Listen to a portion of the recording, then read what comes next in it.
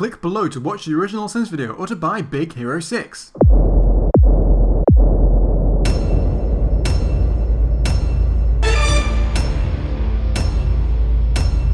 San Francisco? Wow. With the placement of the Asian-inspired Golden Gate Bridge, Alcatraz Island in the downtown area, this is clearly San Francisco, but with Tokyo on top of it. Which is cool. I'm down. I just want to know what happened to the Pacific Ocean is all. Or is this movie like The Watchmen, where we're living in a world where we lost World War II? Are San Franciscans so liberal that they said, you know what, we have a huge Japanese population. Only fair to rename the whole city for them. Actually, this movie takes place in an alternative timeline where San Francisco was destroyed by an earthquake in 1906. And after this, the city was rebuilt by Japanese immigrants. Disney tries to push another real steal on us like we aren't going to notice that shit. Yeah, but this one's good, so do we really care? Bot fighting is illegal! You're going bot fighting, aren't you? Did someone forget the audio for that last sin? You're going bot fighting, aren't you? There's a fight across town. With so many bot fights happening all over the city, it's amazing Tadashi found you at the one you were at. Hiro, there is currently one bot fight happening in the city. Jeremy, there are just so many bot fights happening. How did Tadashi ever find Hiro at that one bot fight? You know, it should have been hard since there were so many simultaneous bot fights, as demonstrated by that thing that Hiro just said. But Tadashi, using what we can only assume were magical powers, was somehow able to find Hiro at what was potentially the only bot fight happening in town. Go-go? Wasabi? I spilled wasabi on my shirt one time, people! One time! Okay, I'm going to do something really different and be extremely nitpicky here. I know these kids are nerds, but the guy spilled wasabi on his shirt, and this was deemed hilarious and embarrassing enough to base a whole nickname around it? Good thing these guys weren't around when I was younger, or I'd be called sour cream and onion dressing. Hey, what's wrong with being called sour cream or onion? Huh? Also, if you think that people need any good reason to give someone a nickname, you should watch this video, which I'll link on screen now. This is to prove that children don't need a reason to give you a nickname. It's a good watch, actually. I genuinely recommend it. You are not allergic to bacitracin. You do have a mild allergy to peanuts. You could tell that just by scanning him?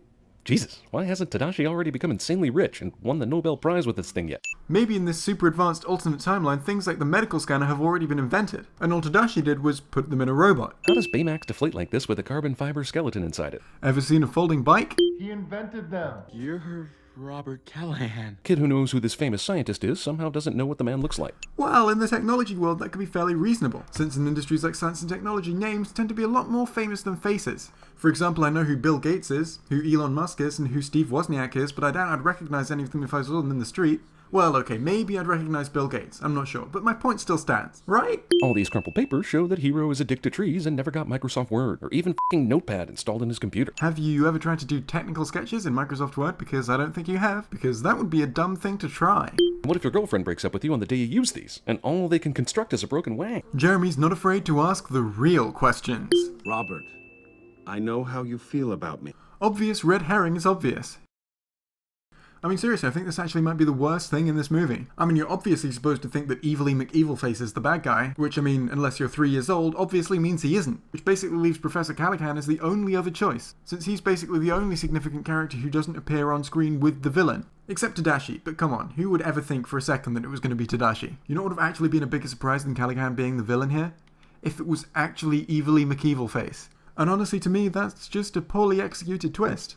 We've seen these microbots do amazing things, but getting out of a jacket pocket is something that is above its pay grade. I mean, yeah, because there's only one of them. What do you expect? When it was doing amazing stuff, it was with all the others. Like, imagine bees. Bees in a swarm can build an incredibly detailed hive. But then for one lone bee, navigating out of a window that's open just a crack is too difficult, and it ends up just smashing its face into the glass like a dipshit. Oh goddamn, bees are fucking stupid. Your tiny robot is trying to go somewhere. Damn you, Baymax! You've been on screen a total of about 3 minutes so far, but you've already hit adorable levels worthy of 1 sin reduction. Jeremy affirms to me my own opinions. I like this. No one thinks it's curious that a white inflatable blob is walking around town. Maybe they do think it's curious. If they did think it's curious, how would you expect their behavior to change? I'd tell you what I would do if I saw that and thought it was curious. I'd look over to it and think to myself, that's curious. File a report when your flying robots were stolen. Cop seems skeptical about flying robots, despite the 2-minute display of Baymax's obvious weird robot abilities and awareness. Yeah, but is it obvious that that's a robot though? Because I'll tell you what, if I saw Baymax, I would definitely assume it was a guy in a suit. Hiro kills a 30-pound cat by throwing it up an entire flight of stairs. Jeremy has clearly never tried to kill a cat, because cats can definitely survive a lot more than just that. You know, I never thought I'd be sinning Jeremy for not having tried to kill a cat. This car notices them and stops to investigate. Amazing timing, considering who it turns out to be. Jeremy acts as if Hiro's friends finding him here is some kind of amazing coincidence when it's not, because Baymax contacted them. Remember? Don't push us away, Hiro. We're here for you. That's why Baymax contacted. Super scary microbot villain is only fast enough to barely keep pace with a shitty sedan. Yeah, maybe, just maybe that has something to do with the fact that microbots weren't initially designed as a mode of transport. Villain throws a car, instead of simply catching up to them, which should be possible with his amazing army of microbots. Yeah, maybe, just maybe, that has something to do with the fact that microbots weren't designed as a mode of transport, Jeremy. It is perfectly reasonable that the sedan, which was designed as a mode of transport, would be faster than the microbots, which were not designed as a mode of transport. I hear a song, which means montage time. Yeah, but a montage is the fastest way to... never mind. Does Tony Stark know that some kid in futuristic San Francisco has a pirated version of his gadget creation software? This movie had a... You know what, fuck it, you guys know the drill, just roll the dinger. I'm just gonna add a mists in here for this moment, which makes me cringe every time I see it, because I really keep getting the impression that Hiro's hand is gonna get trapped in the Baymax suit. And I know that's not what ends up happening, but from what's shown on screen, that should be what ends up happening, no? Also, that's the Iron Man suit. No, it isn't. Oh, sorry, it seems I'm forgetting myself. What I meant to say was, this movie has a mostly red suit of armor. That movie has a mostly red suit of armor, and that's a sin. Oh cool, just cause thousands upon thousands of property damage, why don't you? Yeah, that's fine. Picked up a slight irregularity in the magnetic containment field. A distinct lack of Dan and Phil. Also, who started the fire? You do know that fires can happen by accident, right? We found something you should see. Damn, 20% of this girl's lines are "you should look at this" cliches. Well, two. Two of them are. We know this because you sent them both.